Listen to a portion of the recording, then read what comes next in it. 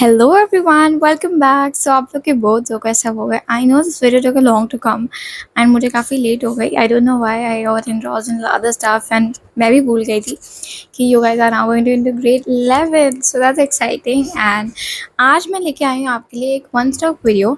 ये वीडियो आपके लिए यूजफुल इसलिए है, मैं आपको यहाँ पे पढ़ने के लिए नहीं कहूँगी। I will not tell you unnecessary things, I will tell you some main very important things that we sort of miss out. And ये हम लोग 11th के बीच में या एंड में रियलाइज़ करते हैं। So I don't want you guys to do that. So out of the experience that I have gained over the year that I had, last year was amazing. 11th में मैं थी, and the experience that I gained overall, what you should do before your 11th and during your 11th, मैं सब sort करके लेके आई हूँ. So this is that video that will help you out the whole day, the whole year. So stay tuned, subscribe to this channel, and अगर आपको इस video ने एक भी पर्सन हेल्प किया, कमेंट बस मुझे लिख के चले जाना. I'll be very very happy. Now let's start. सबसे पहले तो कुछ बेसिक बात है। 11th है क्या? 11th में जो सिलेबस है वो बहुत ज़्यादा बढ़ जाता है। सो वी फील क्या ये टफ क्लास है कि इजी है या क्या है? कुछ लोग कहते हैं कि चिल करो, you don't need to study, you have given both, you have done a lot of effort in the boths, now leave it 11th। मतलब 11th में you can relax. So first of all clearing out the myths is nothing like relax. 11th and 12th हम सबको पता है, and I think even if someone suggest us कि अब you can just freely go and walk, you don't need to study, हम लोग को फिर भी लगता है कि नहीं हमें पढ़ना है। ये हमारी खुद की मेच्योरिटी एंड सेंसिबिलिटी है, because obviously it's not a class to have fun, it's a foundation building class. This is a class which would decide how you would perform for your career exams, etc. So आपको basically करना क्या है? You have to be consistent. That's your first step. But before coming on to that, मैं आपको बता दूँ 11th जो है वो 9th का ही एक्सपेंशन है। मोस्ट ऑफनली 11th में most of the concepts come out of grade 9. They are an evolution of it. Evolution मतलब बड़ा भी होगा, मतलब नया भी होगा, एंड जो पहले पढ़ रखा है वो भी एक्सपैंड करेगा.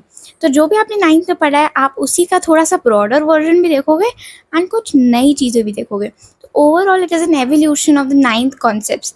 तो ये होता है मेनली 11th के मोस्ट ऑफ द कॉन्सेप्ट्स में. सबसे पहले तो आपको अपनी स्ट्रीम वाइज ही सिलेक्ट करनी है. अगर नहीं समझ में आ रहा है तो आप कमेंट्स में लिख सकते हो, मैंने वीडियो पे पोस्ट कर दिया स्ट्रीम सिलेक्शन में, you can watch it. It's a one stop solution आपको कैसे चूज़ करना है. तो यहाँ पे बस 3 ही चीज़ें कहूँगी. फर्स्ट इज़ कि आपको कभी भी स्ट्रीम की वीडियो तो बना दिया है, बट अगर आपको यहाँ पे समझना है तो स्ट्रीम को कभी भी परसीव्ड ईजीनेस के बेस पे मत चूज़ करना कि ये ईजी है, बहुत लोगों ने कहा ईजी है तो आई एम डूइंग दैट, और I don't want to do this so I want to do that.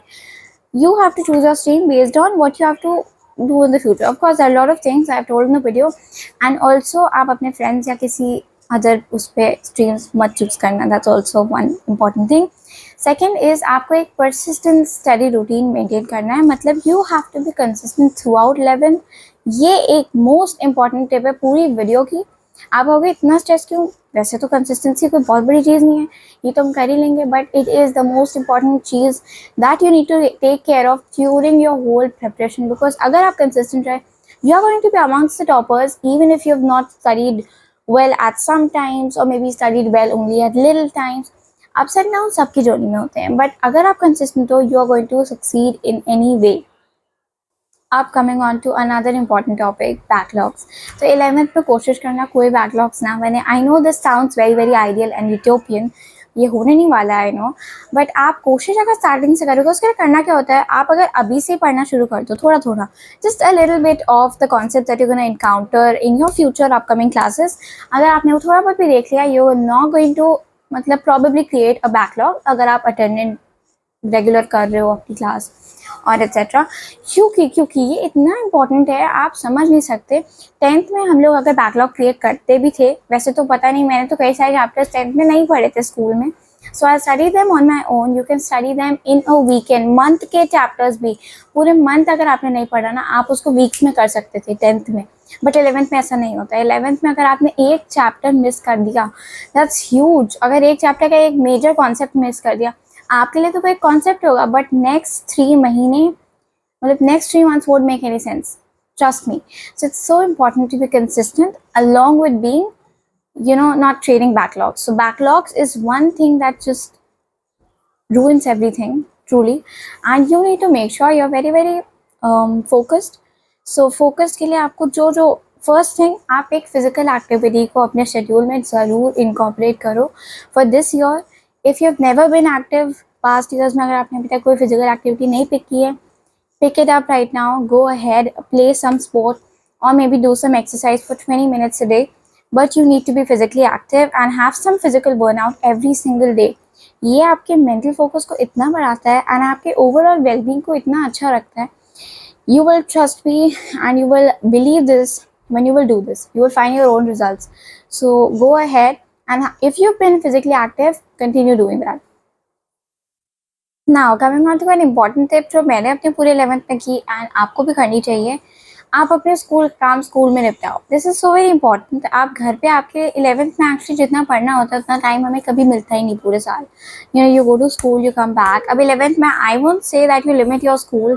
That is totally your choice. I would say अगर आपके स्कूल के टीचर्स अच्छे हैं, if you are really vibing with them, you are liking, you are understanding concept, you can go. अगर आपको लग रहा है स्कूल में you are not being very productive, you can stay at home, may be study more at home. That's your choice. But what am I saying is that school का काम school में complete करो. Don't come back home and waste your time on that because you need to self-study. There's so much to self-study. There's not just a little bit that you would do even after doing your homework, right? So you need to complete your homework or whatever you are getting in the school at school only. So मैं करती क्या थी? I never wasted time with friends or going to sports. I won't say stop talking to friends or something, but do complete your things over there.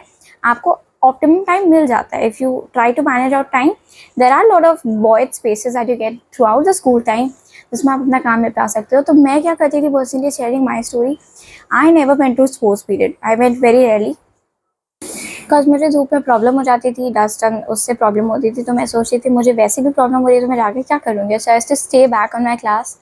And अगर आपके school में नहीं possible है, go to sports period, have fun, but of course आप time निकाल के ये कर लेना. Now another tip, active recall. ये एक बहुत ही इंपॉर्टेंट टिप है जो शायद आपको कोई नहीं बताएगा. पूरे 11th की कोई भी स्ट्रैटेजी आप देख लो, no one is gonna tell you, but ये इतना इंपॉर्टेंट है.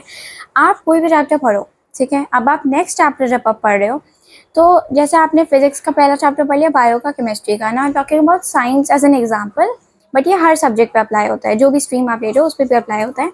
आपने जो सेकेंड चैप्टर्स की लाइन शुरू कर दी, जैसे आपने जो भी सब्जेक्ट्स लिए हैं, तो उसमें जैसे फिजिक्स केमिस्ट्री बायो हो सकता है, फिजिक्स केमिस्ट्री मैथ्स हो सकता है, तो 3-4 सब्जेक्ट्स हो गए, इंग्लिश भी हो गया. आपने फर्स्ट चैप्टर्स पढ़ लिया, अब आप सेकंड चैप्टर्स पे आ गए. तो जैसे जैसे आप सेकंड चैप्टर, थर्ड चैप्टर्स पे आ रहे हो, make sure you are revising your previous chapters just like a ladder. Make a schedule or a little bit of routine for that. अगर आप शेड्यूल ना भी बनाओ तब भी चलेगा, बिकॉज कई बार हम लोग शेड्यूल को बहुत अच्छे से फॉलो नहीं कर पाते हैं. सो जस्ट पिकअप, जब भी आपको फ्री टाइम मिले, just pick up any chapter that you done or you've studied first or second chapter and just pick it up and do an active recall. Don't just start reading your chapter from the starting thinking that मैं ऐसे revise कर लूँगा. No, you have to think actively. उस chapter में आपने क्या क्या पढ़ा था, और अगर आपको नहीं याद आ रहा है तो आप सिर्फ concepts का नाम देखो, and whatever you remember with respect to that, just write it down on a notebook and then cross check with your books or reference books. वैसे तो मैं कहूँगी सिर्फ NCERT से cross check करो. This is another point that I am coming up to, but आपको करना क्या है, क्रॉस चेक करना है. एंड देन आपने पॉइंट्स देख लिए and now you are done, you revise. And इतना अच्छा रिविजन होता है ये. जिस दिन आपको संडे में फ्री टाइम मिले, वही रिविजन जो आपने वीक में किसी चैप्टर का किया ना, उसी को पिक करो एंड उसको सॉल्व कर डालो किसी क्वेश्चन बैंक से, किसी रेफरेंस बुक से. उसके लिए तो of course you need to go for a book. 11th में you can not have NCERT questions as your whole solution, and that has never been the case even in grade 10th, I think so. So ये आपको करना है. Now moving on to the next point which is so very important is NCERT. ये हर subject के लिए, हर stream के लिए है, ठीक है. इट्स नॉट लाइक आप लोग सोचते हो. ये फर्स्ट मिस्टेक है जो बच्चा करता है एंटरिंग इन ग्रेड 11. हम लोग करते क्या है, we buy new reference books being very excited to study them. And जैसे हमने कोई स्कूल से चैप्टर पढ़ा या कहीं से पढ़ा, कोचिंग से, स्कूल से, एंड हमने जैसे वो चैप्टर पढ़ा ना, we find so enlivened to open our reference books and just start studying from that, you know, putting all the illustrations, examples and then moving on to the questions. But ये mistake है. आपको ये नहीं करना है. आपको पहले NCERT खोलनी है. NCERT पढ़ो, उससे आप रेजोनेट करो उन चीज़ों को जो आपने पढ़ी हैं, ठीक है. And you are going to log that in your brain.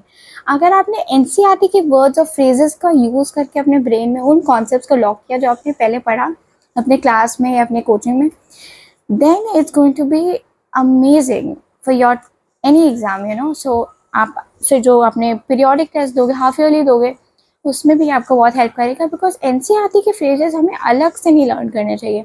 It should come as the first thing, मतलब फिंगर टिप्स में होना चाहिए, राइट. सो फर्स्ट थिंग पे कैसे होगा, when you would look at it after studying from your main lectures. And as I said, prioritize your physical and mental health.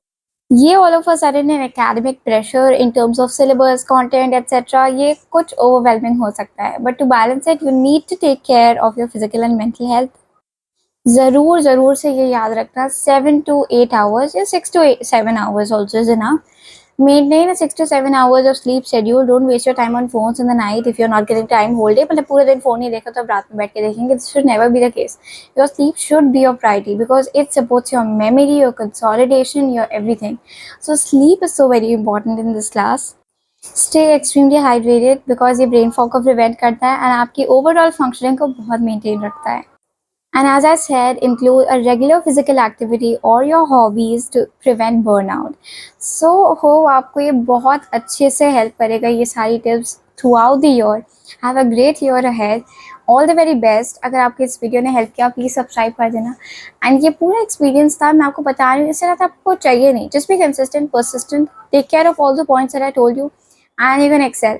मैंने कुछ और वीडियोस डाली हैं आपको हेल्प करने के लिए based on your specific streams and आप उसको जरूर चेकआउट करना in my channel. So stay tuned. Thank you so much. All the very best. Bye.